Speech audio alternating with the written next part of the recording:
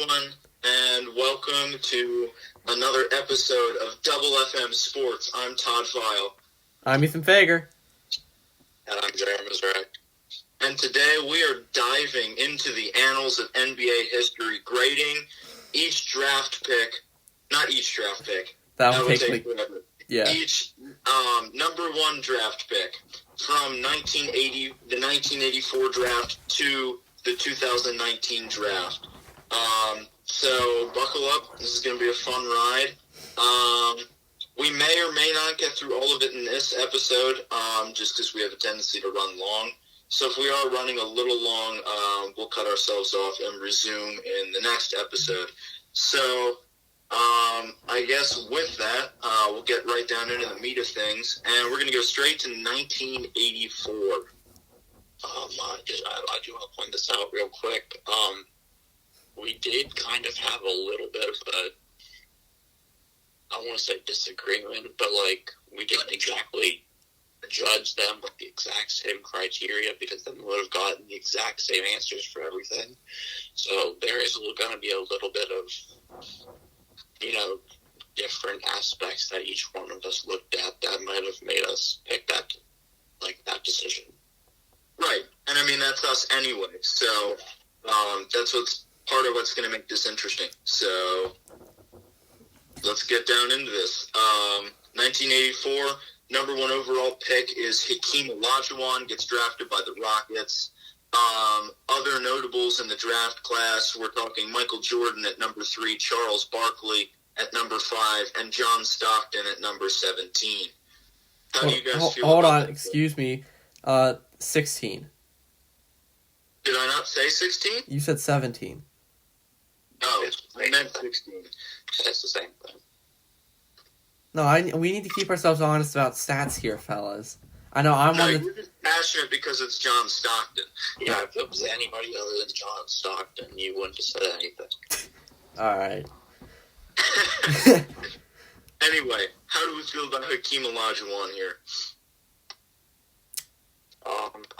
I said that it was a pretty good pick.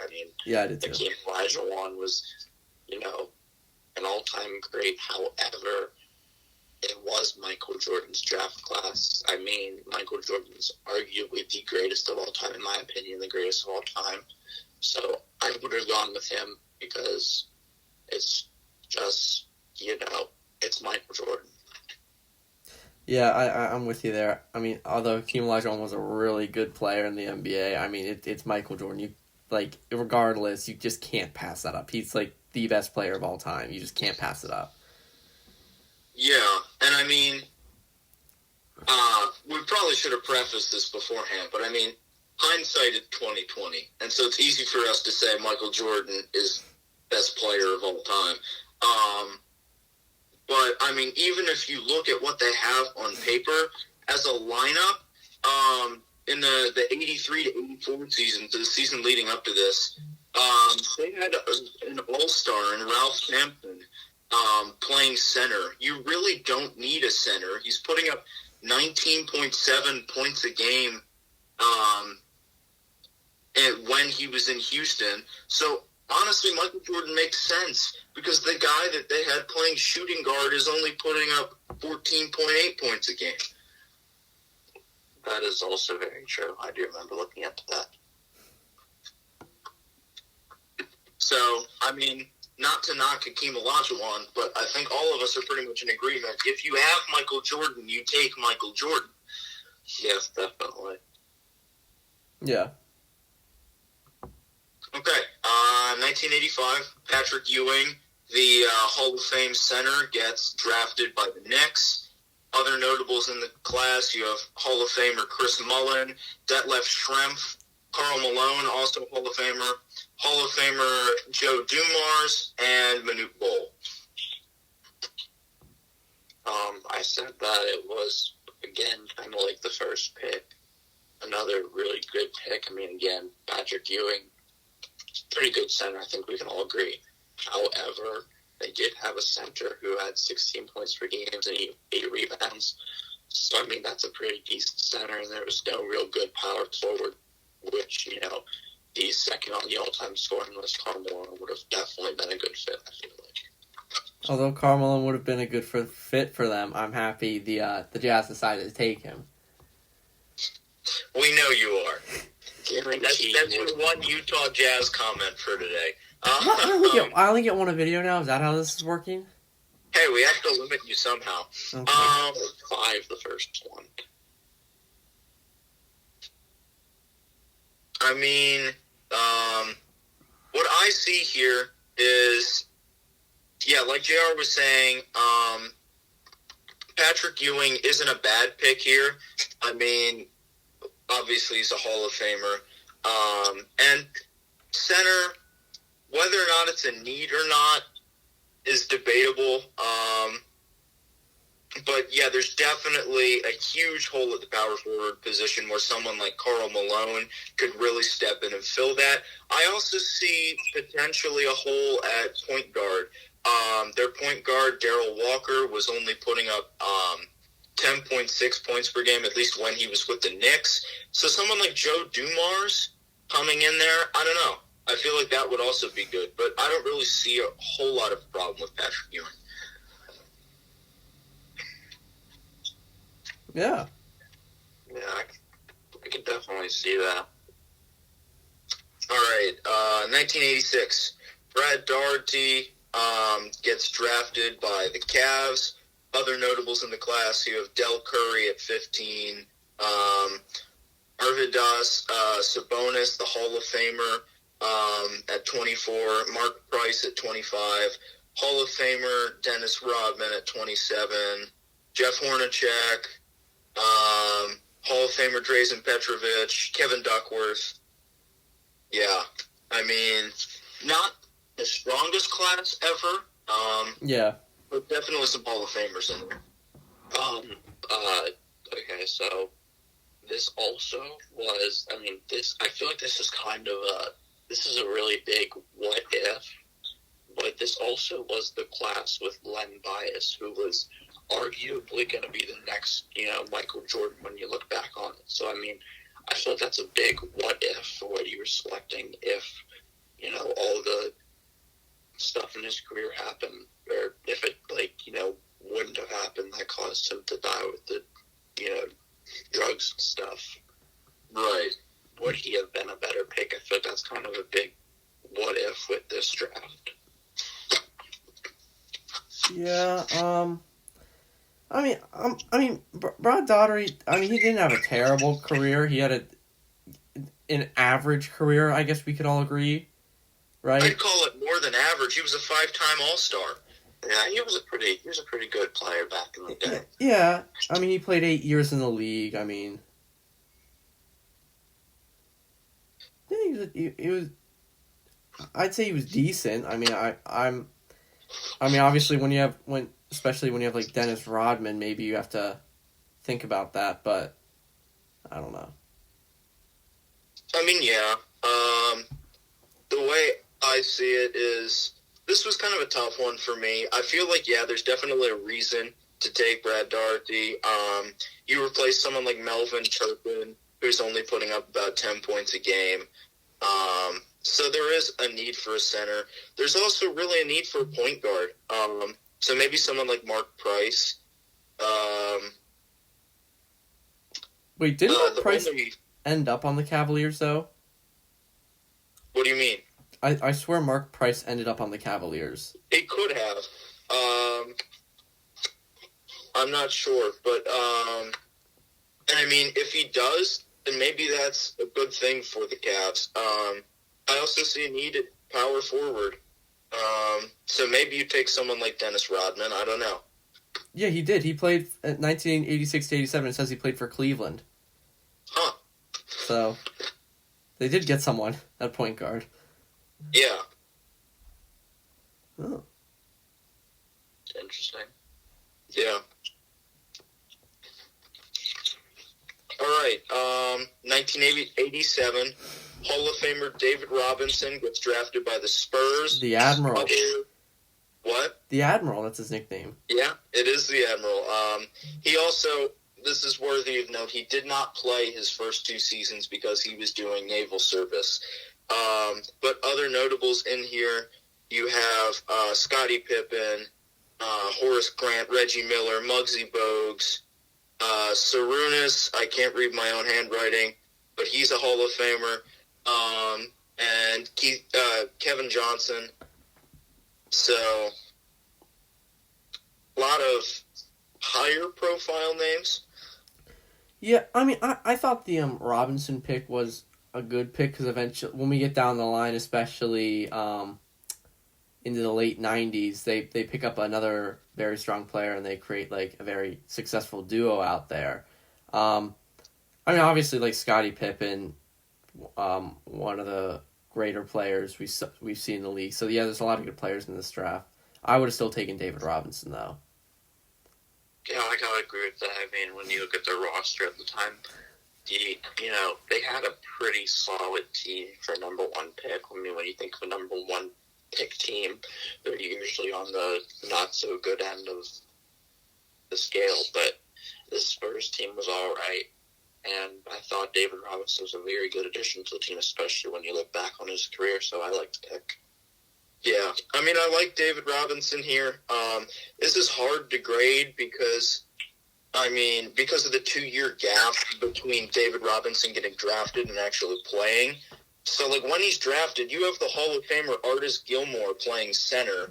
I mean, we're talking about an 11-time All-Star here, but he leaves the Spurs before David Robinson starts playing. So, I don't know.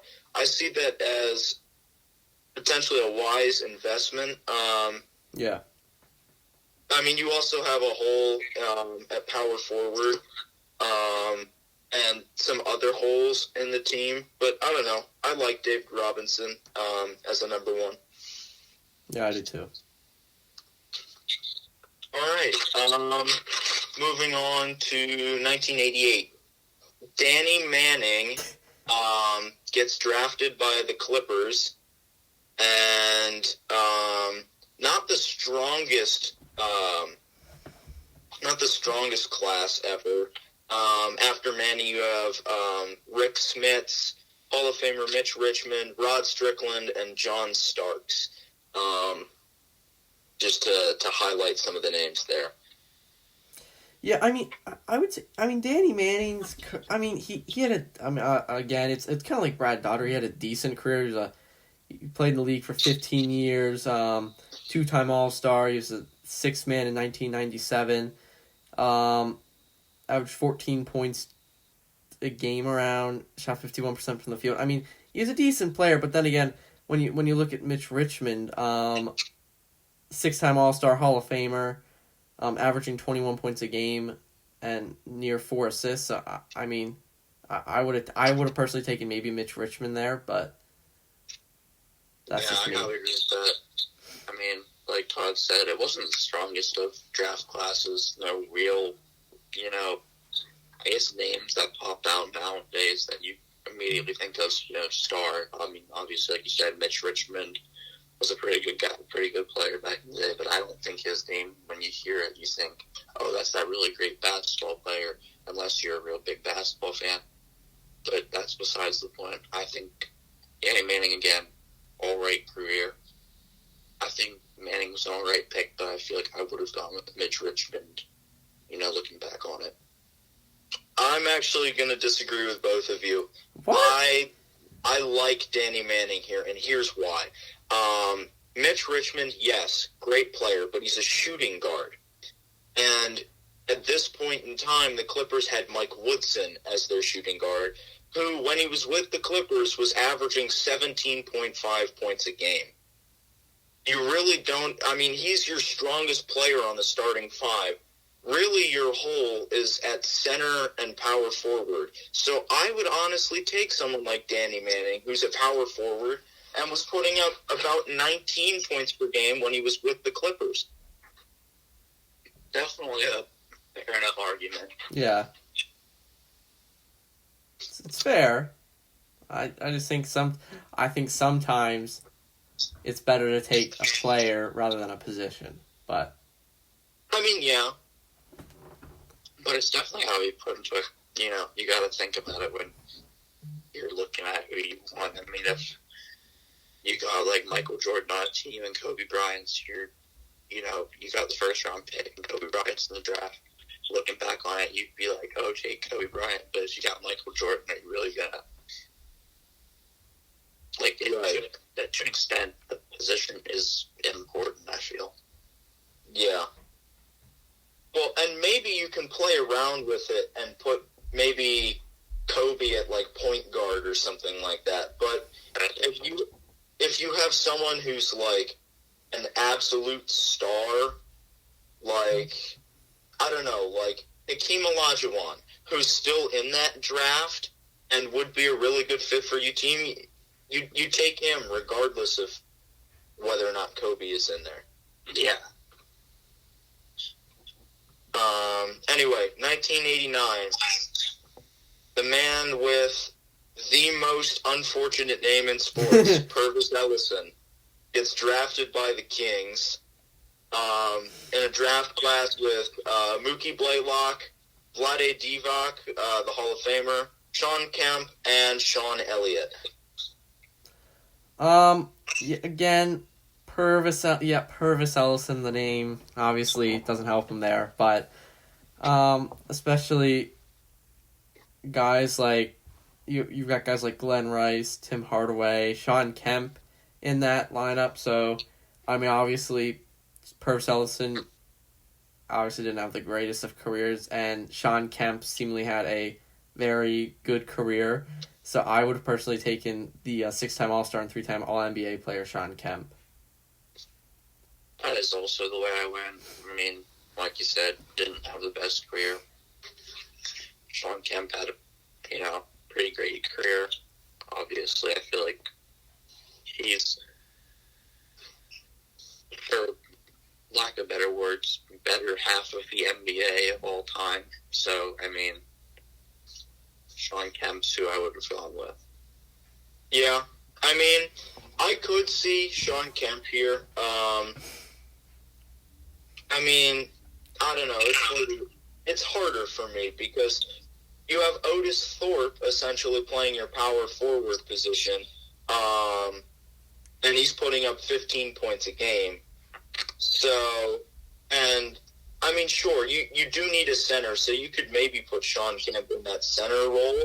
But I would honestly take Vlade Divac. I mean, he's a Hall of Famer, and you really, I mean, you were talking about it with the Spurs, but honestly, this Kings team, I look at these, like this starting five, and besides Joe Kleina at center, it's really not a bad team. So you put Vlade Divac in there, who ended up with the Kings anyway later on in his career. I don't know. I think that's a better Kings team coming out of that. I mean, again, I don't think there's really any big debate with what you're picking. Gotta be real here. That's one of my favorite names in the NBA. So I definitely don't have a problem with you going with that guy. Yeah, me neither. Yeah. All right. 1990, we have Derek Coleman gets drafted by the Nets. Other notables in there, Gary Payton, who's the Hall of Famer, Tyrone Hill, Jason Williams, and Antonio Davis. I mean, Derek Coleman, a decent career, 1-time All-Star, 2-time All-NBA. He was the 1990 Rookie of the Year, and he was a 1990 All-Rookie. And he averaged over his career 16.5 points and 9 rebounds. So, I mean, there you got a solid career, and I don't know. I mean, obviously you got a guy like Gary Payton, and you also have I don't know if there's anyone else good in this draft class. Yeah, pretty much Gary Payton. So I didn't really look at how is the Nets point guard situation at this time, Todd? Your point guard is Lester Connor, who has the most unfortunate nickname in sports that I'm not going to name because it's that unfortunate. And he's at this point in time, he's putting up about 8 points a game. Okay. So maybe I say you put someone like Gary Payton in there. Yeah, and obviously Gary Payton, a lot of stats.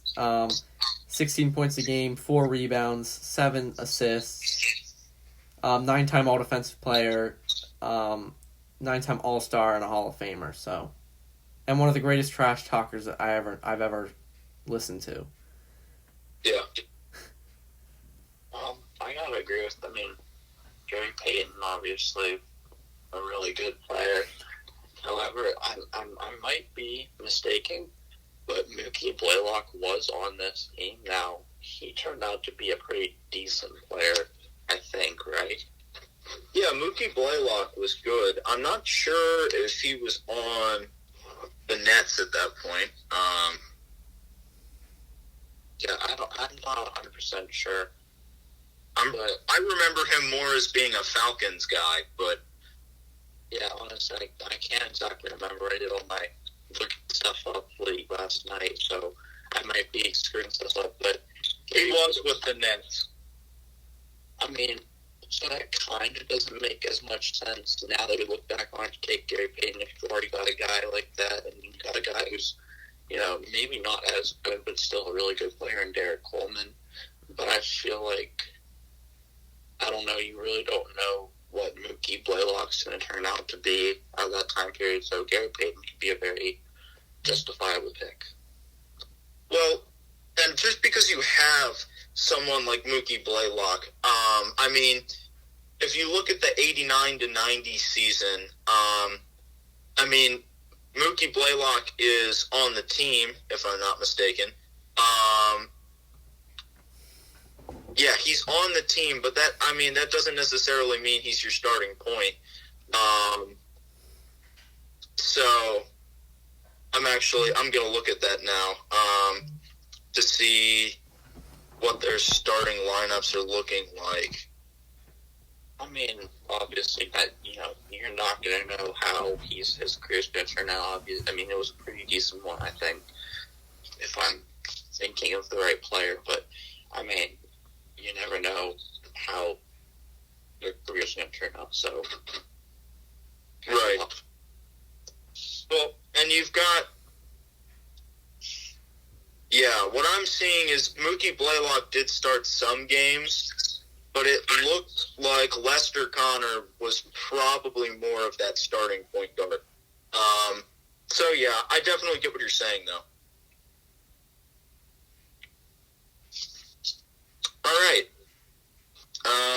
1991, Larry Johnson gets drafted by the Hornets. Other guys in that draft, you have Kenny Anderson, Hall of Famer Dikembe Mutombo, Steve Smith, and Chris Gatling. I mean, Larry Johnson, again, I'd say more than decent career, 2-time All-Star, Rookie of the Year.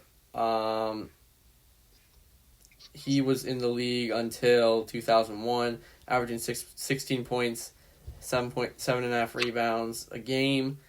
So, again, not a terrible pick for the Hornets, but then again, I mean, obviously, when you got the 7-2 beast in Dikembe Mutombo. Right.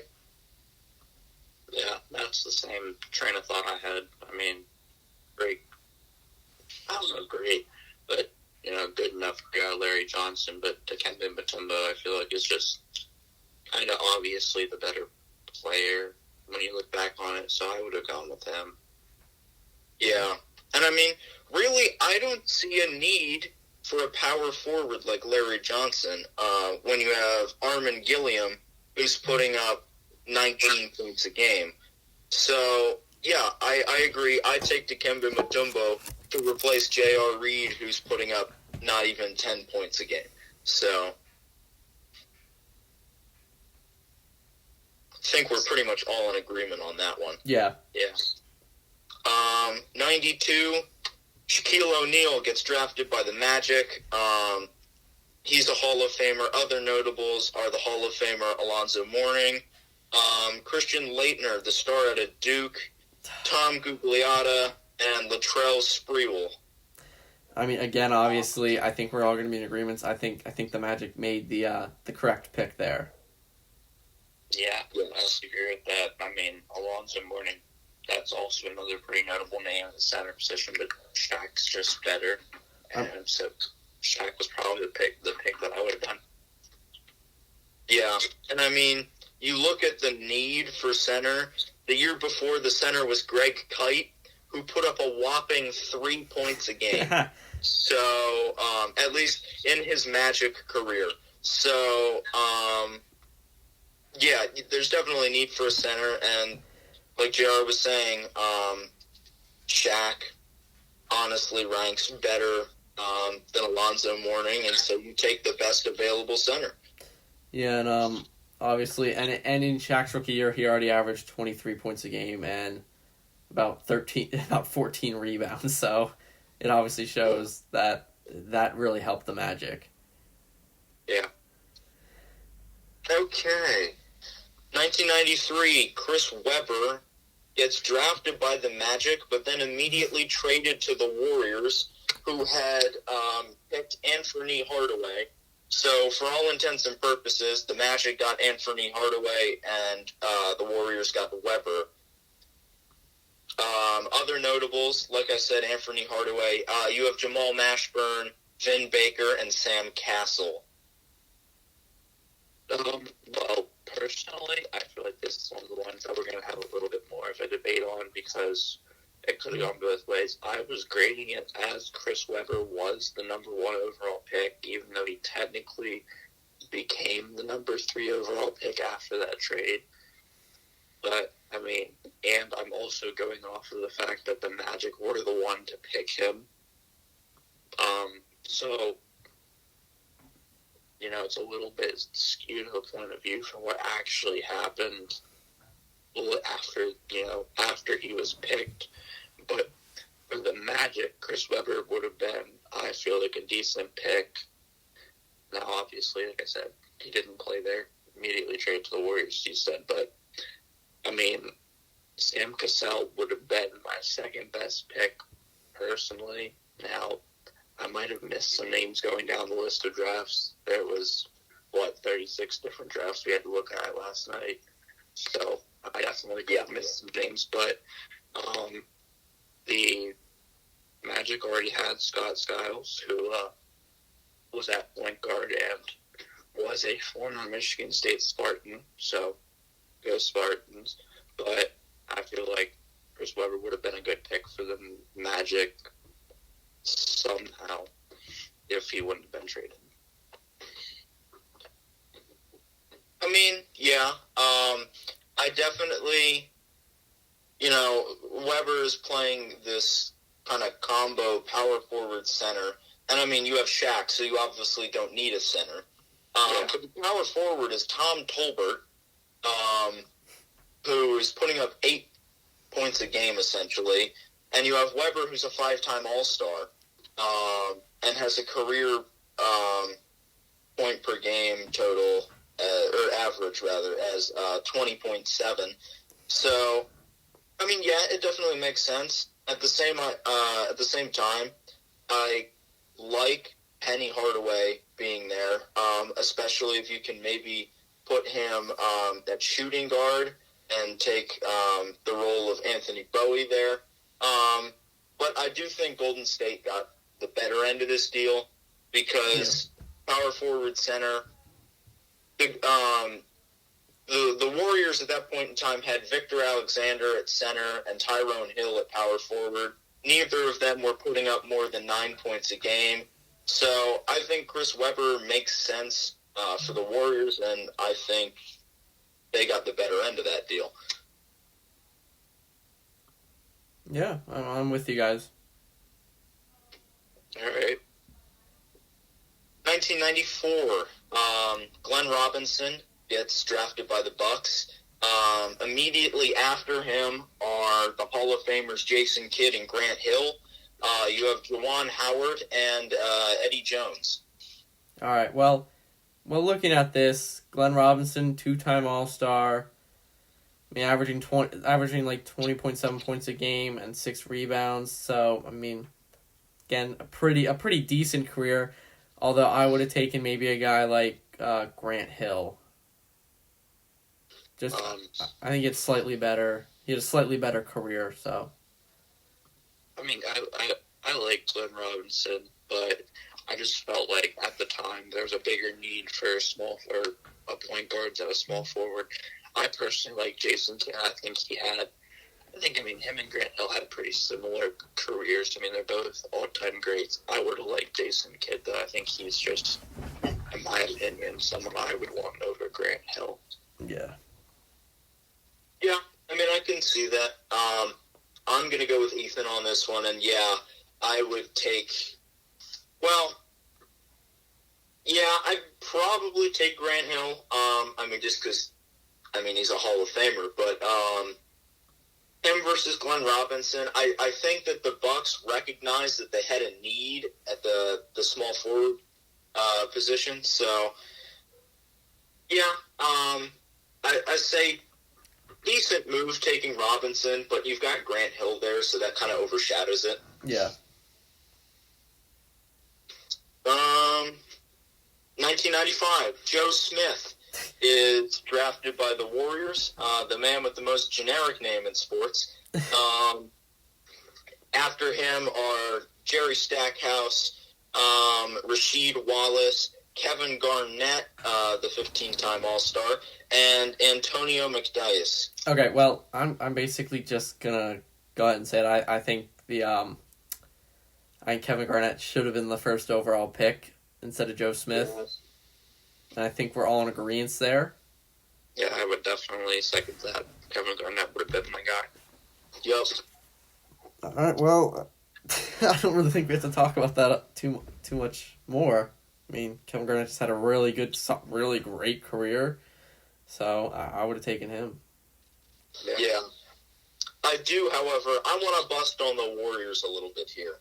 Because Joe Smith, right, you're taking a power forward, which, I mean, that's what Kevin Garnett is. And, I mean, there is a need for that. You've got Tom Gugliotta putting up not even 11 points a game. But I just want to say, whoever was coaching the 94 Warriors doesn't know how to put together a lineup. Because you have a forward, two centers, a point guard, and Latrell Sprewell, who can play small forward and shooting guard. So, how is this going to work with your two centers? I don't know who was thinking about that. You need an actual power forward. Well, put then again, Sprewell down to shooting guard and put Gugliotta down to small forward. Then again, we have to remember the Warriors back then were not the Warriors we know, and love's a strong word, but we know today. So I mean, yeah, but at the same time, you should know not to have that many big men on the court at the same time. It's like the Orlando Magic right now.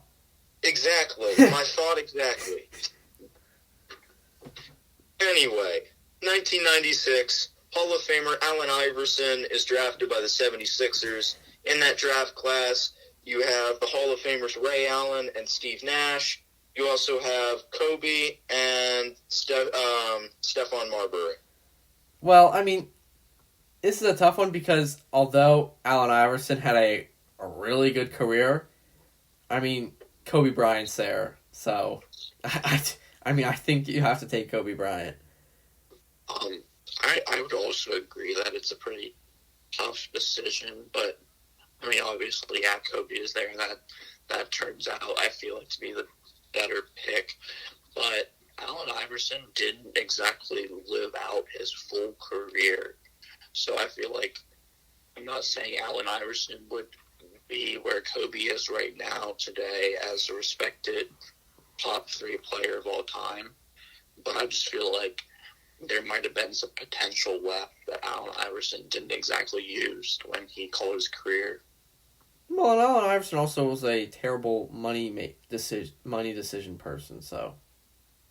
Yeah, you don't put that into effect. You don't put that into account whenever you're thinking about who you want on your basketball team, unless they're going to go broke. Well, he did go broke. Okay, but that didn't affect his basketball playing. Yeah, but. I mean, yeah, but even so, he also has one of the most polarizing personalities in basketball. I would say this was a tough one for me because I like Iverson in this role because it allows you to keep Jerry Stackhouse, and if you can put Iverson at the point, your backcourt is Jerry Stackhouse and Allen Iverson, which I like a lot. But the problem is it leaves you with some gaps up front, especially at the forward position. So now Stackhouse can play small forward or shooting guard. So if you put Stackhouse at small forward, move Clarence Weatherspoon up to power forward, then you could keep Vernon Maxwell at point and put Iverson in at shooting guard, or you could just take Kobe, move Stackhouse to small forward anyway, make Kobe your new shooting guard, and it does pretty much the same thing. Yeah. Yeah. I mean, I really could go either way on that. And I mean, you could also probably make a case for Steve Nash too, but yeah. All right. 1997. Not a whole lot of high-profile names here, but the ones that are here are pretty high-profile. You have Tim Duncan, drafted first by the Spurs. Chauncey Billups is drafted third, and Hall of Famer Tracy McGrady is drafted ninth. Okay, well, I think the Spurs made the right decision to draft Tim Duncan, because especially early in the career, you had Tim Duncan and David Robinson, one of the most scary big duos I think we've ever seen. So I thought it was I thought I would have kept that pick in all honesty. Yeah, I agree with that. I mean, our basketball top roster of all time, Tim Duncan was my starting power forward. So, in my opinion, the greatest power forward in all of basketball history. So. Oh well, I mean, there's some debate there. No, we already debated that even. Yeah, I mean, I like Tim Duncan here. At the same time, in Tim Duncan's rookie season, the Admiral only played 6 games, so there wasn't a whole lot of that Twin Towers, Towers of Power kind of thing going on there. But I do like taking a big man in Tim Duncan here, because, I mean, I'll take Tim Duncan as my power forward over Carl Herrera any day, who's only putting up like 5 points a game. Center, once David Robinson comes back, is fine. Then you start to have a decent team here. You could potentially make a case for either Chauncey Billups or Tracy McGrady because there are holes at the guard position, but I don't have a problem with Tim Duncan here. Yeah. All right. 1998. Michael Olowokandi is drafted by the Clips in what seems like is the second draft bust that the Clips have made since 1984. Well, I mean, I just feel bad. No, I don't feel bad for the Clippers, but anyway, well, obviously there's a much better big man out there for the Clippers to take, and that would be Dirk Nowitzki. So yeah. I would have taken him. I mean, I feel like there's not just one, but you got guys like Paul Pierce and Vince Carter who could play your forward roles that, you know, I feel like any of those guys really would have been a good pick for them. But overall, I got to go with Dirk being the guy I'd pick and one of the best power forwards, again, in the NBA of all time. So, yeah, I mean, he's a 14-time All-Star, probably going to be a first-ballot Hall of Famer. I think the Clips were on the right track taking a center. I just feel like they took the wrong one. And, I mean, Dirk Nowitzki can play either the 4 or the 5. But, I mean, the year before, their starting center wasn't even putting up 3 points a game. So there's a huge hole there. I say, honestly, you take Dirk Nowitzki and you make him a center instead of a power forward. Yeah. That's what I would have done, but... Anyway, 1999, Elton Brand gets drafted by the Bulls. In that class, you also have Baron Davis, Sean Marion, Ron Artest, who changed his name to Meta World Peace, and that's a whole other story. Manu Ginobili. I mean, Elton Brand, I mean, 2-time All-Star, he was the Rookie of the Year that, I mean, he had averaged 16 points a game, 8.5 rebounds. I mean, he's a solid player. But, I don't really, I mean, you could take someone like Sean, I would say maybe taking someone, maybe like Sean Marion. But, just because they play the same position, I think Sean Marion was slightly better. Yeah, that's the kind of road I went with. I felt like, when you're looking at Elton Brand compared to Sean Marion, they are the same position, and I feel personally that Sean Marion had a better career than Elton Brand, so I would have gone Sean Marion in that pick. But I don't have a problem with Elton Brand being number one. Yeah, that's how I am. Yeah, I mean, I get what you guys are saying. My thing with Elton Brand is that he also has that center upside, which you definitely need when you have a 4-point-per-game center in Andrew Lang. So, I don't know. You have some big man problems there. Yeah, I could see Sean Marion. I could also see taking a point guard in Baron Davis, because he'll probably be better than Ron Harper was. Wait, Todd, who did you say were the notable names in that draft?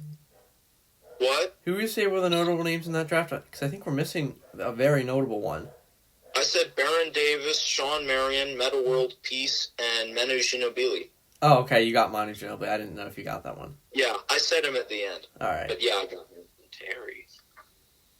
Jason Terry, that was the other guy I was going to point out. That's besides the point. That's not part of the video. Yeah. All right, we ready to move on to a new millennium? Yes. All right, year 2000. Kenyon Martin gets drafted by the Nets. Not a real strong draft class here. The only other quote-unquote memorable names, because they're not even that memorable, are Michael Redd and Jamal Magloire. I also said Jamal Crawford, maybe. Yeah. But, I literally almost put him down and then closed him out. I mean, this draft class has been viewed as one of the most, the least talent, the least... One of the most... Bleh. Yeah. So, I mean, this one, I didn't really... I mean, Kenyon Martin had a decent... I don't know. I wasn't exactly sure what to go with. I mean, Michael Redd is one of the best steals, I feel like, out of the NBA draft ever. I went with Jamal Crawford. I just feel like he had... Now, I gotta be honest, when I went to this pick, the only reason I picked Jamal Crawford over anyone is because he had more points in his whole entire career. I think it really could have gone anyway. Little fun fact for the sports news, I know it's not much, but Kenyon Martin's son did just declare for the NBA draft. I saw that. At IMG Academy. Ooh. Yeah, with this, I see a huge hole at center for the Nets. So you could potentially make a case for getting someone like Jamal Magloire, who's a power forward and a center. You have Stephon Marbury. You don't need a point guard. Power forward, you have Keith Van Horn, who's putting up 18 points a game. So I don't necessarily see a need there, per se, for Kenyon Martin. Honestly, I would take the shooting guard Michael Redd. He's putting up, except for the last season he played, he had an average of 20 points per game. And, yeah, I see him taking over for someone like Kerry Kittles, who's putting up 14.3 points a game. I don't know. That's where I'm at. I feel like you could go any way, really. Yeah. 2001. Kwame Brown is drafted by the Wizards. Oh boy. Other notable names, you have Tyson Chandler, six-time All-Star Pau Gasol, Joe Johnson, and Zach Randolph. Well, personally, Kwame Brown, bit of a bust. I mean, obviously, you got guys like Tyson Chandler and Pau Gasol. However, I would have taken Pau Gasol. Yeah, not my favorite Washington Wizards pick. But I feel like there's some other pretty decent big men in the NBA. Zach Randolph, Pau Gasol, all of them, they kind of come to mind. I feel like out of all of them, Pau Gasol had the best NBA career, so I would have gone with him over Kwame Brown. Yeah, I'm going to definitely agree with that. I'm going Pau Gasol here. You need a center. You also need a point guard, really, or a shooting guard. But not a whole lot on the table for that besides Joe Johnson. But yeah, I like Pau Gasol here. I don't think Kwame Brown is your answer. Yeah, I think Pau Gasol is. Yeah. I think we're all in agreement there, too, so. Yeah. 2002. Hall of Famer and 8-time All-Star Yao Ming is drafted by the Rockets. Other notables in here, you have Amari Stoudemire, Carlos Boozer, and Caron Butler. Now, this one is a bit of an interesting one because Yao Ming did have a really solid career until he got hurt. So, I don't know how you guys viewed it, but I would have personally maybe taken Stoudemire due to the longevity of his career and how he played at a solid level for 14 years, whereas Yao Ming only played for 8. But yeah, I feel like that's kind of the big piece whenever you're looking at this draft class. And with Yao Ming, is he didn't even play double-digit years. Now, I didn't really see a huge need for a point guard, obviously. It's nice to have. Obviously, there are guards that can play both guard positions. Now, I feel like that could have happened, but, I mean, Yao Ming did play very, very well during his, short career. yeah. Yeah, and I mean, Yao Ming's career was short. I mean, I feel like part of that is because of his height. The really tall guys, Yao Ming, Manute Bol, Taco Fall, Bol, those kind of guys, you have to watch out for durability issues. Simply, those kind of issues come with being, 7'5", 7'6", 7'7". So, at the same time, though, if I'm not mistaken, Yao Ming was an all-star almost, if not every year that he played. So incredible talent here. I mean, there definitely is a need for a center. You need someone to replace Kelvin Cato. So, I don't know. I like Yao Ming here. Yeah, you bring up durability, so maybe someone like Stoudemire. I don't know. I feel like on a short term, Yao Ming is better. Maybe Stoudemire, but at the same time, by the time Yao Ming retires in 2010, 2011, 2012, in that time span, you have other guys that come along that can take his place. So, I don't know. I like Yao Ming. Yeah. 2003. LeBron gets drafted by the Cavs out of high school. In this class, you also have Carmelo Anthony, Chris Bosh, Dwayne Wade, and Kyle Korver. Don't forget about Chris Kaman, the legend himself. What about Dave West? He Who? had a pretty decent career. Who? I mean, yeah, but none of them compare to, like, Carmelo, Chris Bosh, and Dwayne Wade. Not even, or LeBron. I don't even have to say LeBron. Well, yeah, actually, it's definitely one of the most stacked draft classes.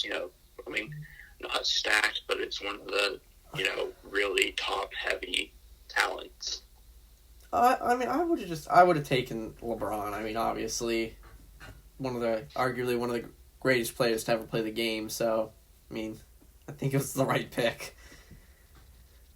Yeah, I mean, he didn't win the championship the first time around, but he did come back and win the championship in 2016. So, and like you said, one of the greatest players of all time. He's in my top 3. So, LeBron James, I feel like despite the great talent in this draft, was the right pick easily. I mean, yeah, I like LeBron here. I'm not going to even try to deny the amount of talent he has and how great of a player he is. At the same time, looking at the roster for the Cavs in the season beforehand, the two problems I see are, yes, at small forward, but also at point guard and shooting. Well, yeah, that point guard, shooting guard role. I don't know. I mean, sure, you could take LeBron, but there's definitely someone needs to replace Milt Palacio. So I think maybe you could make an argument for taking Dwayne Wade, and maybe drop him down to a point guard. Yeah, there's definitely an argument. I just think you take LeBron. I mean, I feel like LeBron has... I mean, obviously, he's definitely not the size of a point guard, but LeBron does kind of play... He does play a little bit with the style of a point guard, so although you're not getting a point guard, you are playing a guy who can play small forward and pass as good as maybe some starting point guards. Alright, well, I just want to say we are at the 03 and we're at 52 minutes, so I don't know, do we want to end it here? I feel like we only really have 16 more draft classes, and they're the ones that we know the best. So you just want to go through it if it's a little long? I feel like we can just crank this out. So if it's a little long, oh well. Yeah, so, yeah, like Ethan said, if it's a little long, we apologize, but oh well, we're going to crank this out and get this done. Okay. All right, 2004. Dwight Howard is drafted by the Magic, number 1 overall. In that class, you also have Devin Harris, Lowell Ding, Andre Iguodala, and Jameer Nelson. Well, I think Dwight Howard was the right pick for them, although he didn't stay terribly long with them. I think he was viewed as like one of the best players in the league when he was with the Magic, so I think that was the right pick. Yeah, I like the pick. I mean, you're coming off a 2003 stacked draft against the time. Just one really much. Personally, I feel like Dwight Howard is one of the best centers from the in the 2000s. I mean, he had a great career, so I like that pick. Yeah, I like Dwight Howard here. Your center at the time was Andrew DeClercq, putting up not even 4 points a game. So I like Dwight Howard, excuse me. And yeah, I really think this is a Magic team that essentially needs another Shaq, and I think that comes in the form of Dwight Howard.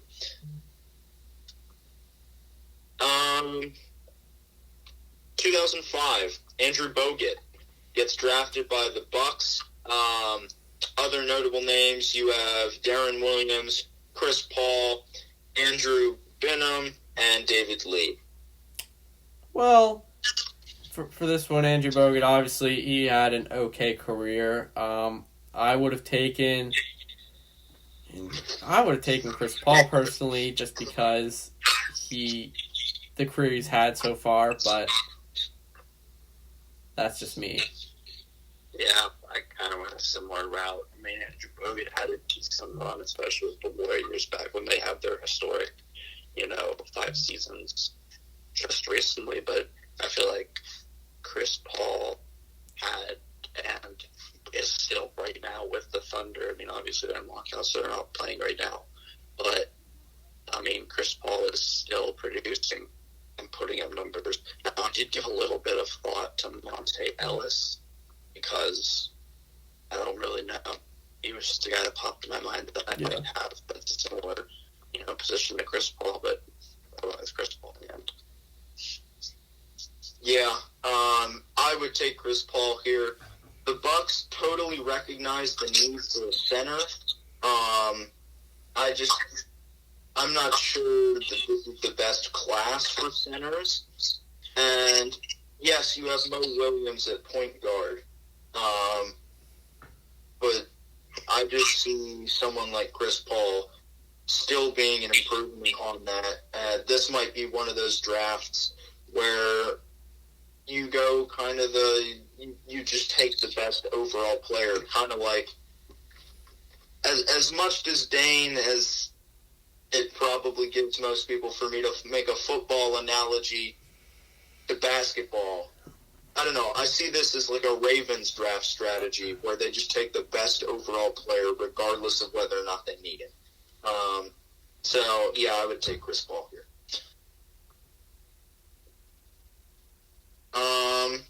2006, you have Andrea Bargnani, drafted by the Raptors.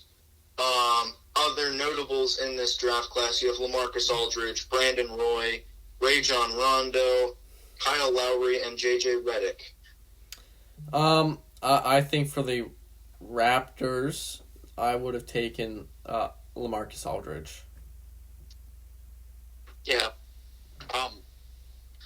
Did this first round pick, or for number one overall pick, did he have like a good career? So I didn't even look it up because out of like every single pick in the 2000s, I recognize his name at least. Obviously, there's some bigger draft busts that we're gonna get on to, some pretty big ones, but I didn't even recognize this name. I mean, he averaged 14 points a game. He 4.6 rebounds. He was a 7-foot center. Played in the league till 2016. So, I mean, did an average career for NBA players, but... Okay, I mean, I still went with LaMarcus Aldridge. I feel like he had, like, a pretty great career, and, I mean, he's still playing pretty decently on the Spurs. Another guy I look at right now is at Brandon Roy. Had he not gotten hurt, this could have been a totally different story. Yeah. Yeah. Honestly, I see two potential paths here. You could make a case for LaMarcus Aldridge. And if I picked LaMarcus Aldridge, I would put him at power forward and then take Chris Bosh and put him up at center because you totally have a need at center. Yeah. However, I was looking through the stats for Andrea Bargnani, and I saw that even though he was listed as a power forward, the few years that he played center, his scoring improved a lot. Like, I believe there was a stretch of like 2 years where he was playing center and he was putting up like almost 20 points a game. But then as soon as he goes back to playing power forward, he's down to like 13 points a game.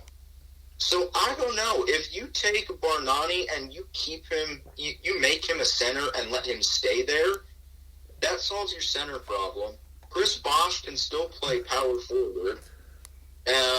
Mike James is fine at point guard. Your only real problem is Joey Graham at small forward. Yeah. Yeah, I can see it.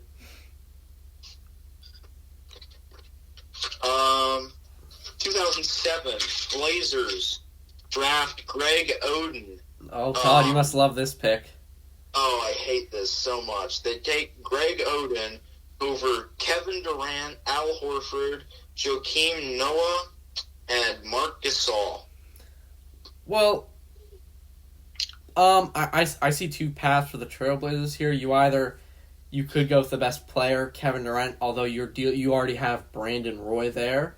So I don't know how you want to handle that. And I also think you could have gone if they wanted a big man, you could have just taken out Horford as well, and I think it would have been fine either way.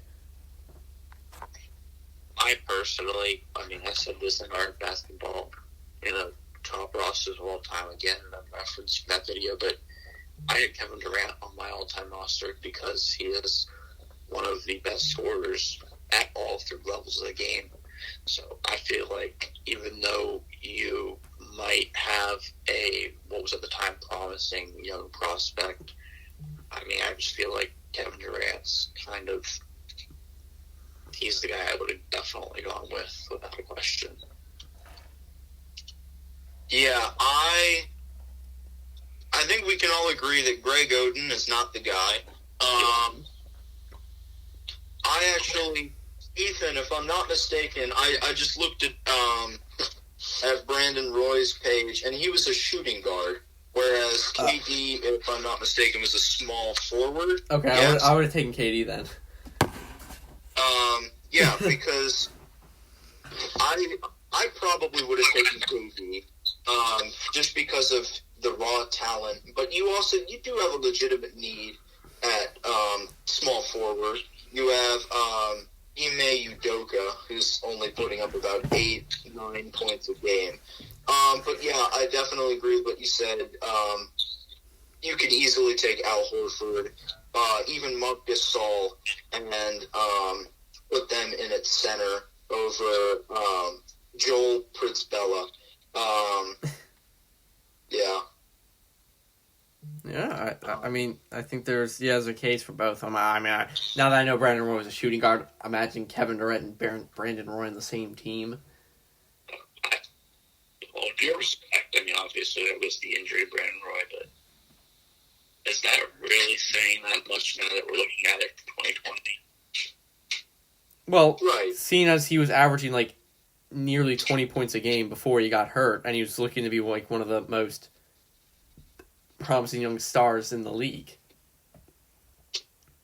But now it's 2020 and we see what happens. But that doesn't, back then, obviously, yeah, that does have a big, that sounds big, but I just actually don't feel like, again, I'm still going with Kevin Durant, but I just don't think that whole Kevin Durant, Brandon Roy thing at this point in time in the world makes a big impact. Okay, well, if let's leave Brandon Roy out of this, and even take a look at Zach Randolph was playing power forward. We're talking about a 2-time All-Star, and a guy who, with the Blazers, was averaging 16 points a game. Just want to point this out of Michigan State. Oh, God. You're worse than Ethan at this point. I'm just pointing out some of the guys that, have some unsung careers out of Michigan State. Well, why are we talking about this when we're supposed to be talking about, the number one overall picks? Yes. That's who's on the team that could have helped fit the scheme. JR, it's not the Michigan State show. I never thought I'd have to say that. I always thought I'd have to yell at Ethan. But now I have to yell at you. I've only said it twice. That's twice too many. And the one time was justifiable. Yeah. Anyway. So yeah, KD, or you could take a big man there. You also could take a Duke legend, Josh McRoberts. Okay, Ethan, you're really just trying to, Hey, you have to bring up your Michigan State, so I have to bring up my Duke. That's all I'm doing here. I actually brought up a good player. Who? Zach Randolph. Oh, yeah. All right. Who was actually relevant to this. But anyway, 2008, Derrick Rose was drafted by the Bulls. In that class, you have Russell Westbrook, Kevin Love, DeAndre Jordan, and Goran Dragic. This is a really tough one because assuming we don't know Derrick Rose gets hurt, before this, Derrick Rose looked to be maybe the greatest player in the NBA. But then he got hurt. So looking back on it, and I mean Derrick Rose is coming back, so it's a very tough call for me. I feel like with how we are now, Russell Westbrook is by far my obvious choice. However, like you said, Derrick Rose tore his ACL, and I don't remember what year, but he tore his ACL and his career really changed. And so, although I think Russell Westbrook, simply because of how great of a statistic player Russell Westbrook is my obvious choice number one. Had D Rose not gotten hurt, I feel like D Rose, before his injury, is a better leader than Russell Westbrook. I feel like he would have been. I still really like that number one overall pick for the Bulls. Okay, so Derrick Rose got hurt in 2012. Yeah. He was still with the Bulls. Yeah, I mean, you can see a drop-off in his scoring after he got injured. Not a whole lot of a drop-off there, per se. I mean, yeah, Derrick Rose is still a heck of a player. I still would take Russell Westbrook here, just based on what we've seen. I did actually think about taking DeAndre Jordan here, because your center is Joakim Noah, and I would probably take DeAndre Jordan over Noah, but I don't know. I feel like Russell Westbrook is probably going to do more for the team than DeAndre Jordan is. Yeah, I could see it. Definitely fair. All right, 2009, Blake Griffin gets drafted by the Clippers.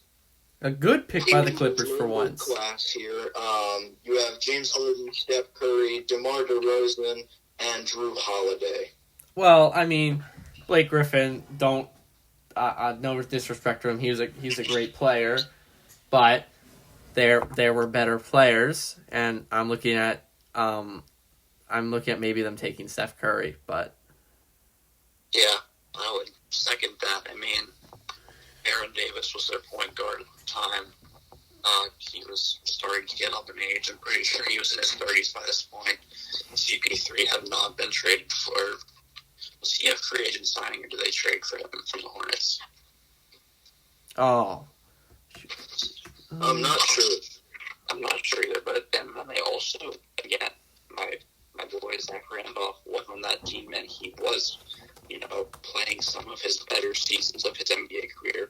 So although Blake Griffin did turn out to be a pretty great player in the end, I just feel like, and I'm going to reference the video again, one of my top players of all time, the best shooter in my opinion, Steph Curry, was kind of the guy I would go with, especially without CP3 on that team at the time. yeah. Well, yeah, and I mean, you bring up Zach Randolph, but after the 08-09 season, he was traded to the Grizzlies, because he had gotten suspended for punching someone in the jaw. Michigan State player right there.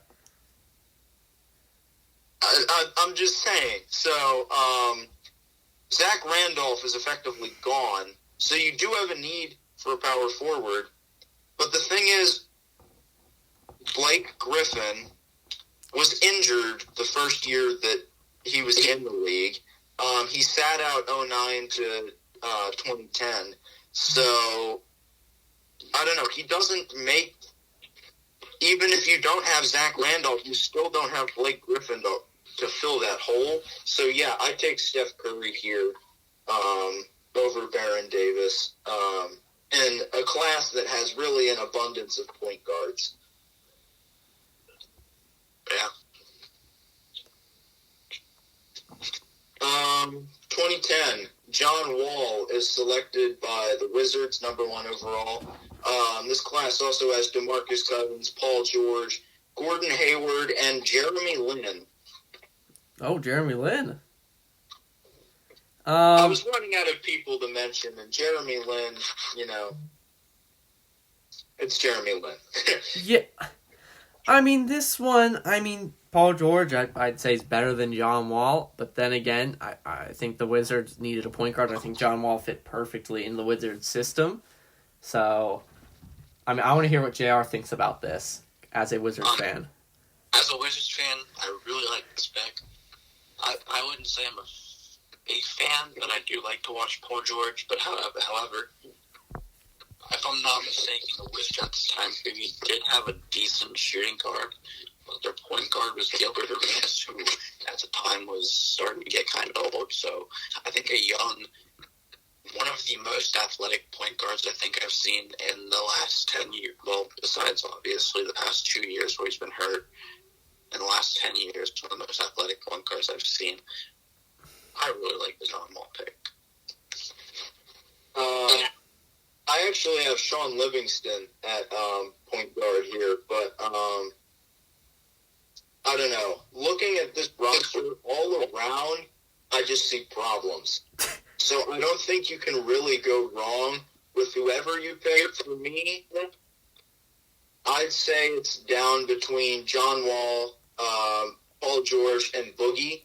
I don't know. I feel like, you need a center because the center at the time wasn't even putting up 2 points a game. So, you can make a case for DeMarcus Cousins. Paul George, you could make a case. John Wall, you could also make a case. So, I really think either one of those three would make an impact on a team that was really just terrible. Yeah, I got it. It was one of the not so great times as a Wizards fan. I was looking back on the roster. I don't know the exact amount of players that was on that team during the previous year leading up to that draft, but it was far more than there should have been.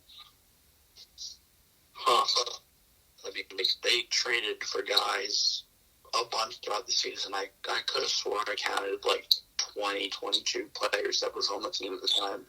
I mean, obviously, blockbuster trades happen where you have 20 guys in the team at some point, or like at one point during the year, not all at the same time, obviously. But I mean, it was a mess in Washington. Yeah. Moving along, 2011, we have another pretty star-studded draft class here. And this seems to be the year of the K first name because you have Kyrie Irving, drafted number 1 overall by the Cavs. And then you have Kemba Walker, Klay Thompson, Kawhi Leonard, and then the two notable non-K names, Jimmy Butler and Isaiah Thomas. I mean, again, I feel like the Cleveland Cavaliers of at this year were like the Washington Wizards the year before. You really couldn't go wrong whoever you picked. So, I mean, right. I'm between Kawhi Leonard and Kyrie Irving here. Yeah, I feel like this is kind of a little bit of a hard one for me. I mean, again, you could not go wrong with who you picked. I kind of thought they went with a point guard, so, I mean, obviously I feel like Kawhi Leonard right now, when you look back at it, might have had the best career out of any other guys in the draft class. So he would have been a pretty obvious pick. But if you are looking at the need for point guard that they're addressing in 2011, I feel like you can make a case for both Kemba Walker and Kyrie Irving. The thing that puts Kyrie Irving ahead of Kemba Walker for me is the fact that Kyrie did win the 2016 title on a pretty clutch shot for Cleveland. So I think you could really make a case for anybody. But I just feel like that's one of the hardest, number 1 picks to judge. And we got I don't know if we mentioned this, but Jimmy Butler's also in this draft. Yeah. But I feel like when you're talking about the play, I mean, Jimmy Butler's good. Don't get me wrong. I'm pretty sure I had him in my top players of all time. No, not all time, current. Of current right now. but I mean, they did address the need for point guards. I feel like Kyrie and Kemba are pretty obvious picks. And then I feel like Kawhi Leonard and Klay Thompson kind of set themselves above Jimmy Butler in the sense that they have both won not just one title, but multiple. Yeah, I mean, so I think basically if you go any of those guys, you're not really going wrong. It's like looking at the nitty gritty to see who would best fit for your team. Yeah. So. Yeah, I mean, we've all said it. There are no bad picks really among these guys that we've listed. Except I probably wouldn't take Isaiah Thomas. Yeah. Especially when you have Kyrie and Kemba. I don't know. I feel like, I mean, we said this too. This Cavs team stunk. I mean, they had one player putting up more than 10 points a game in their starting five. Post LeBron stress disorder.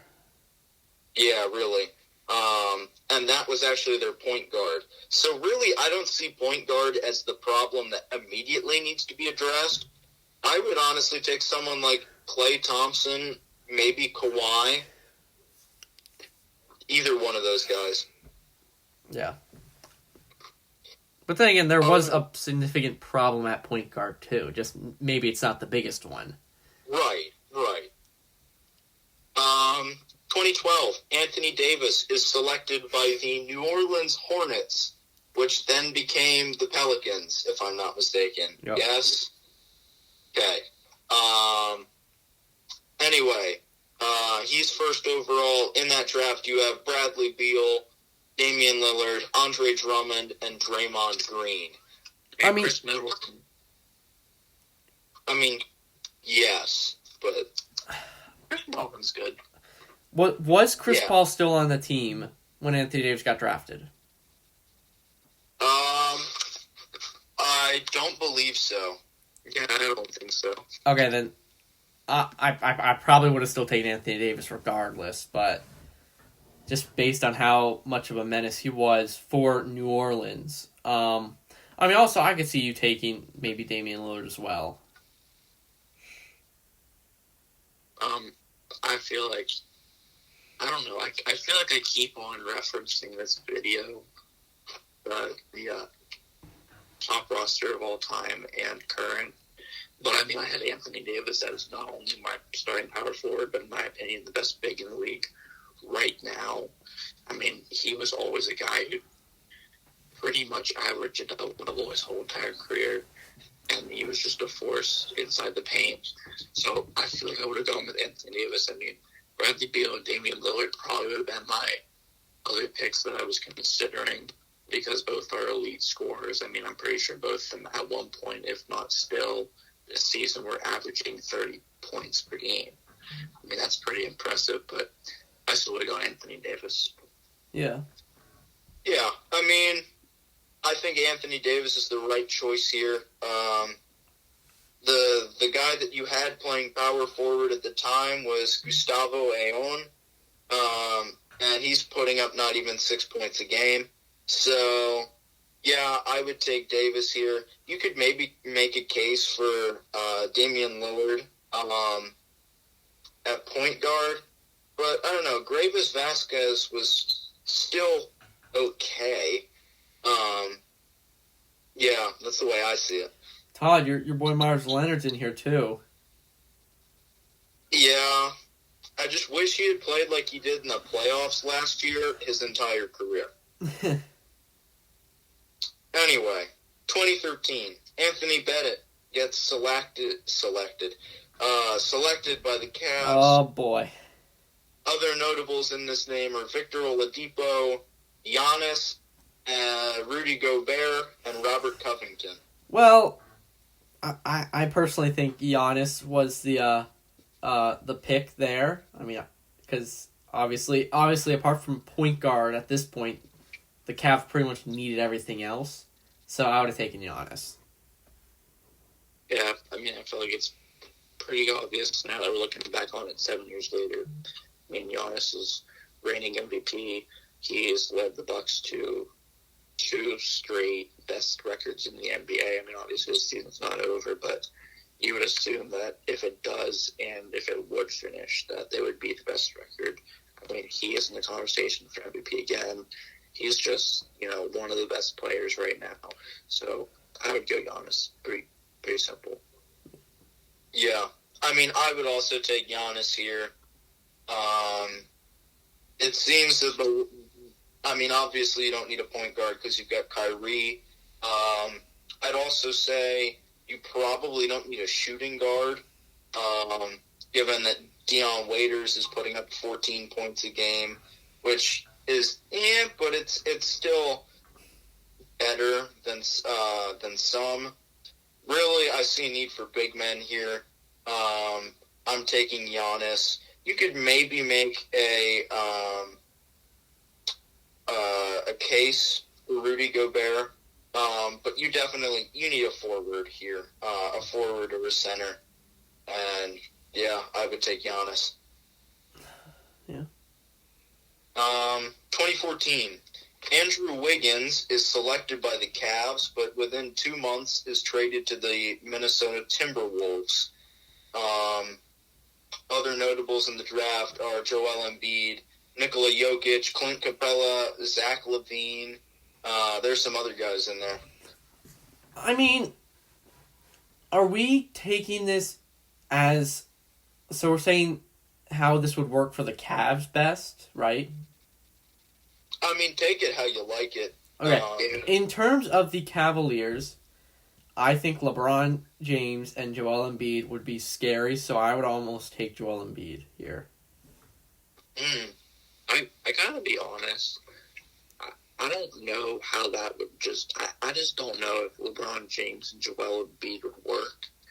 I just feel like both of them, their personalities, I don't know if they'd fit together. I mean, Andrew Wiggins was a guy who, he had a lot of hype on him coming out of college. I mean, people thought that he was going to be one of the next best players in the NBA. And obviously he's not that. I mean, he still is a pretty decent player. I mean, he still is averaging double-digit points per game pretty much his entire career. Now, for the Cavs, I don't know about Andrew Wiggins being the guy. I mean, they already had a decent forward at this time. So, I mean, a guy like Jokic, Zach LaVine, Clint Capella, I think, honestly, Jokic or Clint Capella might have been the better pick for the Cavs at this time, just because I feel like they're a little bit more down-to-earth centers who would have worked well with LeBron and Kyrie. Yeah, and going back to that, now that I remember it, Joel Embiid did suffer... Well, he didn't play the first 2 years of his career due to a foot injury. So, Right. So now that I'm thinking about it, I probably would have taken Jokic. Honestly, JR, I'm not sure what you were looking at small forwards, but the way I'm looking at this, they're starting 5 the year before. You had Alonzo G and CJ Miles, who were both that small forward shooting guard type, and Miles put up 10.6 points a game during his tenure with the Cavs. G put up 8.2 points a game while he was with the Cavs. So I do see a need for that small forward shooting guard kind of guy that Andrew Wiggins is. I don't know. I'm kind of thinking the Cavs should have kept him. I mean, granted, you trade him and Anthony Bennett so you can get Kevin Love, which is a smart decision.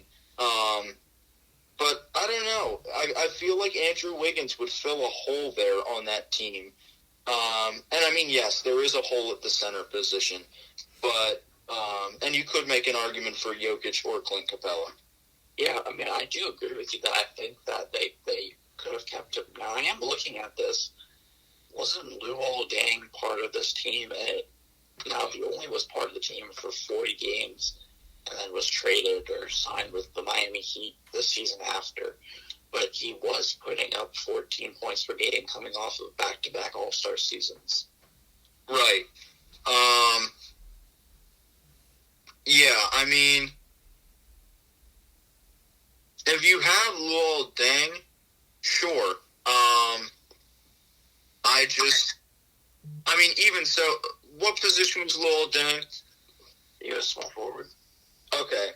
So, even then, you keep Luol Deng there, and then you draft Wiggins and you put him at shooting guard. Yeah, no, I don't know how much sense it made to trade Andrew Wiggins, though. I do agree with you on that completely. Yeah. 2015, Karl Anthony Towns is drafted by the Timberwolves. Other notables in here are D'Angelo Russell, Kristaps Porzingis, and Devin Booker. Well, in my opinion, seeing as I think the Wolves needed a center at the time, seeing as the year before they traded Kevin Love, I think Karl Anthony Towns was the good right pick for them. Yeah, I think you can make an argument for Devin Booker. He's a pretty good player, obviously, now, but I just feel like, Karl Anthony Towns is one of the best centers in the NBA today, and I feel like he doesn't get enough recognition because he plays in the Timberwolves. So I think Karl Anthony Towns was definitely at least one of the two best options for them, and personally probably the best. Yeah, I like Towns going to the Timberwolves. I could also see Devin Booker. Timberwolves had a need at center, as well as potentially, shooting guard. Because your shooting guard essentially is Shabazz Muhammad, who's not even putting up 10 points a game. So you stick someone like Devin Booker in there, sure, but I feel like the need for a center is probably better. So I would take Karl Anthony Towns there. 2016, Ben Simmons, drafted by the 76ers. Other notables are Brandon Ingram, Domantas Sabonis, Pascal Siakam, and Malcolm Brogdon. Ethan, I got something to add on to that, though. Okay. I think Ben Simmons was the right pick, although he did not play the first year due to injury. Look what he's done since then. He's a two-time All-Star. He was the Rookie of the Year in 2017, which was debatable. But, I just think he was the right pick there. I personally do not. Now, this might be a little bit biased because I'm not a huge fan of Ben Simmons. But, yes, he does put up numbers and is an all-star. I just don't think for the 76ers getting a guy like Ben Simmons next to Joel Embiid, 2 years later, you see where that's gotten now. There are people talking about Joel Embiid wanting out of Philadelphia because him and Ben Simmons just don't work. Now, back to what I was saying with the notable players. Maybe I didn't hear you, but if they were going to go with the point guard route, if they went with Ben Simmons, Brogdon might be the choice, but I personally like Jamal Murray. I think if they were going to go with the point guard, Jamal Murray might have been the guy. Because I just think that, Jamal Murray, he wasn't having the best of seasons this year. But, last year, I'm pretty sure the year before that, Jamal Murray had pretty solid seasons. And I feel like he just would have worked better with Joel Embiid. Now, obviously, Pascal Siakam was a big help with the Raptors championship last year. Brandon Ingram, first-time All-Star. I just feel like they were better picks, in my opinion, than Ben Simmons for the 76ers. Yeah, I agree with that. I could see potentially Jamal Murray or Brogdon because, you do need some help at point guard. I don't know. Looking at this starting lineup, I don't see a small forward anywhere. You've got Jeremy Grant at power forward, TJ McConnell at point guard, Nerlens Noel at center, Jahlil Okafor also at center, and Nick Stauskas at shooting guard. So I don't know. The way I see this is maybe you take someone like Brandon Ingram as your small forward. You put him in there, then take Robert Covington and put him at power forward. I don't know. I would take Brandon Ingram and Robert Covington as my front court, and then get rid of Nerlens Noel and keep Jahlil Okafor as my center. Well, wasn't Joel Embiid on that team at the time too? I mean, He was playing. Yeah, he was injured. He was, but he was injured that year. I mean, he still would end up having a pretty big impact on that franchise. Right, yes. But even then, I mean, the next year you would be having, Brandon Ingram, Robert Covington, and Joel Embiid. And that's your front court. Yeah. That would be pretty nice. I would agree. All right, 2017. 76ers get the first draft pick again, and they take Markelle Fultz. Other names in here: Jason Tatum, Donovan Mitchell, Bam Adebayo, and De'Aaron Fox.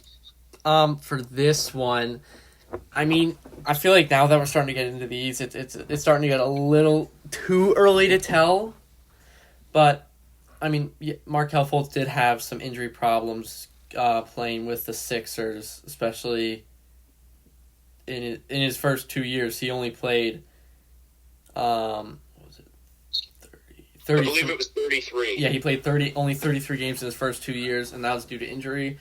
And he's not doing terrible with the Magic right now. So I mean, I would maybe take a guy like Jason Tatum, but to fill that small forward need.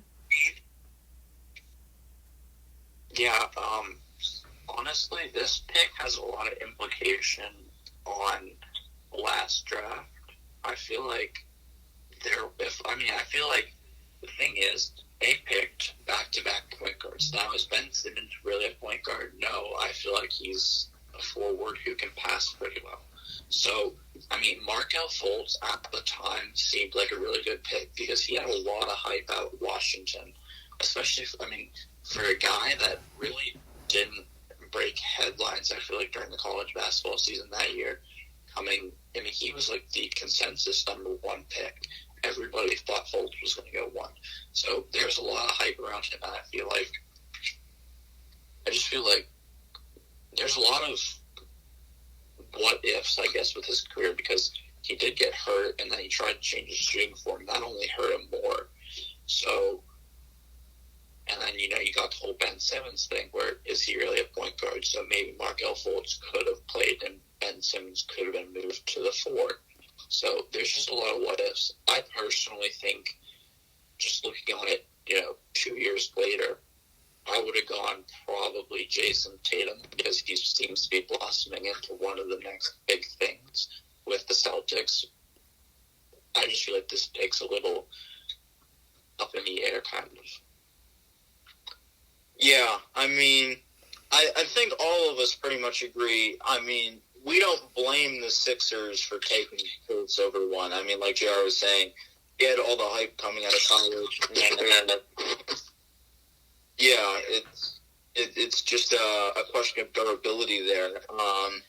You've got Embiid, you will have Simmons there, Robert Covington. I definitely do see. Well, okay, so if Ben Simmons does play the point, yes, you don't need that point guard anymore. Someone needs to get TJ McConnell out there because he's not doing anything. But, I don't know, I could see maybe taking someone like Donovan Mitchell, putting him at shooting guard. That's his natural position. Over Nick Stauskas. Yeah, you don't really need a point guard, like I said. Their power forward was actually doing pretty well at the time. And then you have Embiid and Covington, so I would probably take Mitchell. Yeah. Definitely fair enough. 2018, DeAndre Ayton is selected by the Suns, first overall. Also in there are Luka Doncic, Trae Young, Colin Sexton, and Shai Gilgeous-Alexander. Well, for this one, I mean, a lot of people would probably say take Luka. I would actually take Trae Young instead of Luka purely because Devin Booker is your shooting guard, and I think Devin Booker's good enough to be their shooting guard. So I would have Trae Young, and then you have Trae Young and Devin Booker. I like that. Honestly, I don't really see a problem with DeAndre Ayton being selected first overall.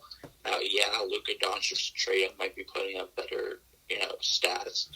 I still think that DeAndre Ayton is and will soon become even better than what he is now. I mean, he's only played a season and a half of NBA basketball. So there's a lot of potential, as with all of these, close to now picks. But honestly, I think I would have gone Luka Doncic. Yes, there is the concern that Devin Booker plays shooting guard. But when you look at Luka Doncic, his all-around game is just, I think he might be one of the best players when it comes to playing any spot on the floor. Now, obviously, he doesn't have the height for a center, but I feel like you really could put Luka at point guard, or you could put Luka at small forward rather than shooting guard. So, I feel like that would have worked out even with Devin Booker there at shooting guard. Yeah, I could see Doncic there. You could potentially put him at point guard, because there's definitely a need there. You have Tyler Ulis putting up 7.6 points a game. So you need a point guard. I'd say if you want to fill that point guard hole, you take Trae Young because he's an actual point guard. But, you could stick Luka Doncic there. You could also put him at small forward because he's most certainly an upgrade over TJ Warren. But like JR was saying, I really don't have a problem with DeAndre Ayton here. Well, yeah, I think now that we're like someone better than Tyson Chandler at center. Yeah, I think now we're only this is the second most recent draft, so it's again for these guys, it's going to be too early to tell. So, right. Yeah, I do want to throw out another name, and I know there might be a little bit of bias in this pick again, but Jaren Jackson was picked by the Grizzlies, and now he hasn't had as great of a start to his career as Luka Doncic and Trae Young. But if you put Devin Booker they went with DeAndre Ayton, so they went with bigs. Jaren Jackson's a guy who can play the power forward or center, and he can actually shoot the ball from three. He can rebound pretty well. He's a pretty good shot blocker. Maybe he's not the first name that comes to mind when you think about the 2018 draft and who you would have selected number one. But I feel like he does provide a good argument to possibly be number one. Yeah. Yeah, I see that. And then finally 2019. The past draft, we have Zion Williamson is drafted by the Pelicans overall first. Then you have John Morant, R.J. Barrett, Matisse Thybulle, and Taco Fall, just to name a few. You skipped DeAndre Hunter for Taco Fall. Yeah. Taco Fall's a notable name. So is DeAndre Hunter. DeAndre Hunter was more of a college star than actually in the NBA, though. So Taco Fall's more of an NBA star than DeAndre Hunter is? I'm not saying that, but he's more notable, I feel like. Okay. Anyway, I think this is way too early to tell. Now there may be some bias here, but Zion has only played 19 games, so we truly do not know how he's gonna be. As of right now, if we're looking at stats right now, I would maybe take John Morant over Zion, but then again, Zion's only played 20 games, so. See, although it is really early in all of these players in this draft's career, I feel like Zion was kind of the obvious pick I mean, now you have to take into account that they had some other draft picks that they picked later in the draft. But I mean, they traded AD for Lonzo Ball, Brandon Ingram, and a bunch of first-round picks. I know Josh Hart was also in that trade, but not as notable. They have Lonzo at point guard. They have Brandon Ingram at small forward. They would go on to draft Jackson Hayes, who is a pretty promising, I feel like, center out of this draft class that could play the 5. They have Nickeil Alexander-Walker that they drafted, who, again, is a young player they could have played at the 2. And they just traded away Anthony Davis for all of those things. So there's a huge need at power forward. Well, it just so happens to be that Zion Williamson plays power forward. I feel like it kind of just fell into their hands how perfect that situation, that's the entire worked out. And we got to remember, they weren't supposed to get the lottery pick.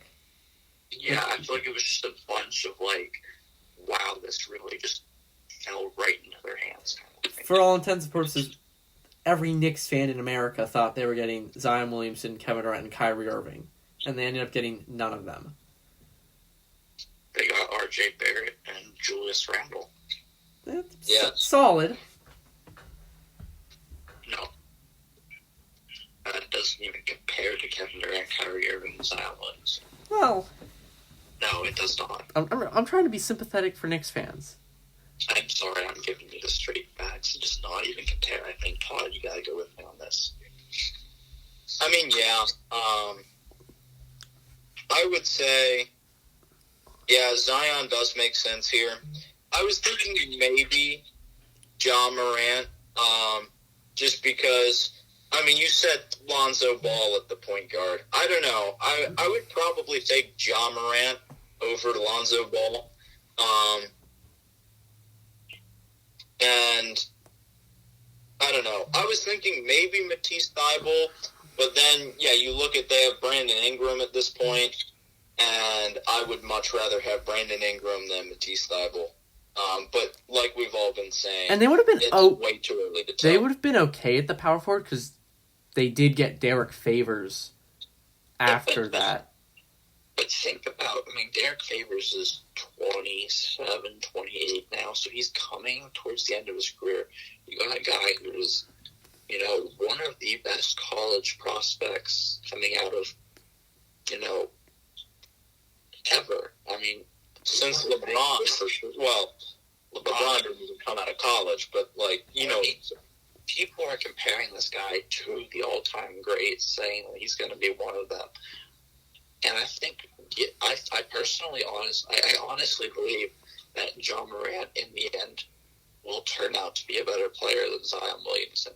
However, like I said, they have Lonzo Ball, and although Lonzo Ball is not as good of a scorer as Ja Morant, and as much as I hate to say it, because I am not a big fan of the Ball family, Lonzo Ball is one of the best passers today in the game. So I feel like he's a kind of like a true point guard in a way. So I just don't think Ja Morant makes any sense at all for them. They've got a guy like Lonzo who is young, and he can do what they need at a point guard. Yeah, that's true. All right, well, I think that's everything. We're at an hour and 44 minutes right now. Yikes. All right, so we'll wrap this up quickly. Hold up. I do got a short, little question. I feel like this is, just kind of interesting. I know we are at, an hour and 40-some minutes at this point, but it's close to the 2020 NBA draft. Mock drafts are coming out. People are declaring for the draft. Who do you guys got going number one?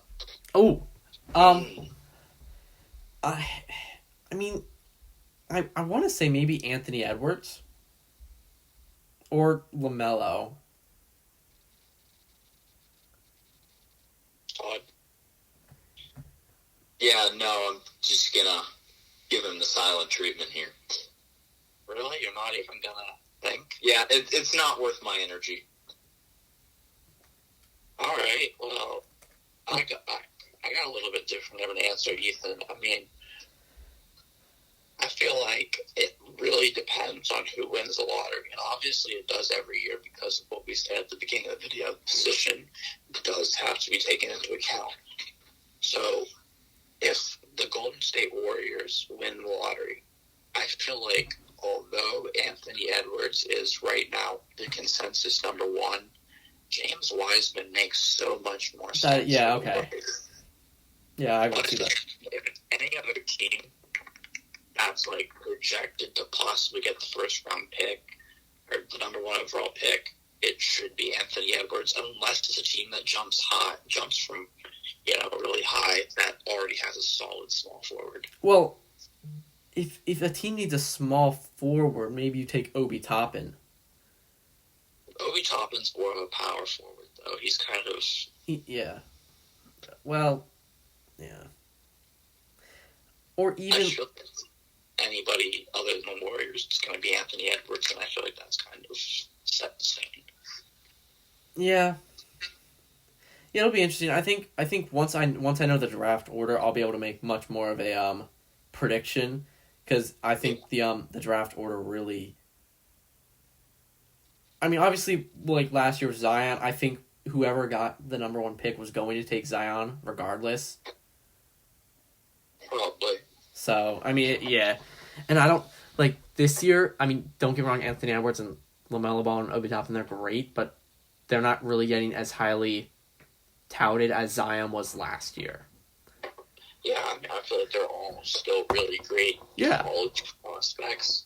However, they're just not, they're not the kind of guy that no matter what, you would take number one overall. Exactly.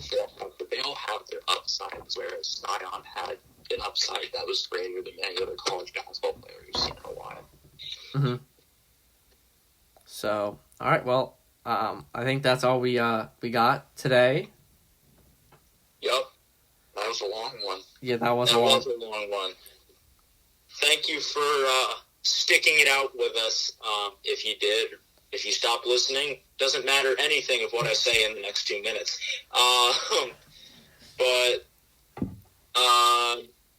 So this was a long one, but it was probably better to keep it all intact, and we got it done. We're not exactly sure what our next podcast topic will be. We've got some ideas, but we have to discuss. Yeah, hopefully, if I'm thinking about when all this will get posted, we're recording this on a Thursday. Yeah, we have the all-time thing to still post too. Yeah, we have our right now the all-time and current NBA teams haven't been posted. That'll probably be posted around today when we are actually recording this, not putting this out, and then we'll probably put this out. And I'm hoping, at least, if our scheduling all works out, our next podcast could possibly be that one with our special guest. Really? Well, if you got to think about it, today is, we talked about doing it next week or the week after that, where we actually interview them. So, well, if we do it the week after that, we're gonna have another podcast. Well, yeah, but I mean, if we can get this in after this podcast that everyone's listening to right now, we could be bringing you guys a special guest. All right. Well, I guess you're just gonna have to tune in. Maybe check our Twitter or Instagram, and there might be some info about that coming soon. Yes. We need to bring that up too, because we now have a Twitter page. I don't have Twitter, so I don't know what it's called, but you guys can tell them what our Twitter handle is. I actually changed the name because it wasn't originally Network FFM, and I just didn't like the sound of that. So I changed it to FFM_sports_net. I just feel like that kind of might be a little bit better. Now, social media, it's a little bit different. Instagram is for the podcast, where we're going to be providing the updates on the podcast.